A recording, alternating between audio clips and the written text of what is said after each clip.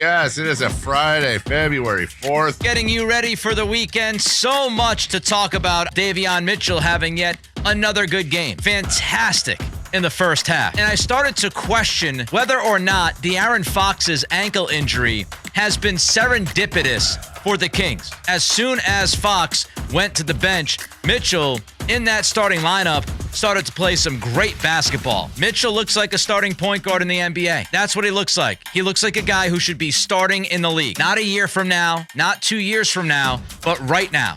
That's how good he has been. And the development has been so obvious to watch. And I started to think about that word again, serendipitous. He is part of this answer. He is part of this solution. When we talk about all of the trades and all of the possible things the Kings could do or should do or would do, we have to look at Mitchell as a piece. If the Knicks were to move Julius Randle and it was to be to the Sacramento Kings, the most obvious move there would be Julius Randle for De'Aaron Fox. Now, Randle for Fox straight up doesn't work.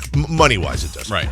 We talk a lot about what this team needs, but fit. Like, I think he's a kind of player this team is missing. Physical, tough, I agree. Inside, out. I feel like the Kings should get more, and that may be, I may be wrong on that, but literally they would have to based on contract. Right now, you've got a deficit of around $7 or $8 million that needs to come back to Sacramento in contracts. Well, who fits that bill? The two probably, I would think, either Alec Burks, old friend, shooting guard, or Kemba Walker. Kemba Walker is signed for, I believe, one more year at $8.7 million. And I got to be honest with you, I don't hate that. I think if the Knicks could get off Kemba and attach him to Julius Randle, they'd be all about it. If you're telling me it's Randle and Kemba Walker, I know Dave threw that out there earlier today. No, Kemba's done.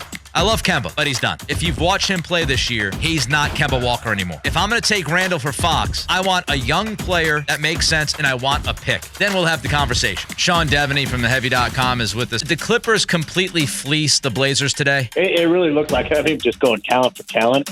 Yes, absolutely, the Clippers completely fleeced the Blazers today.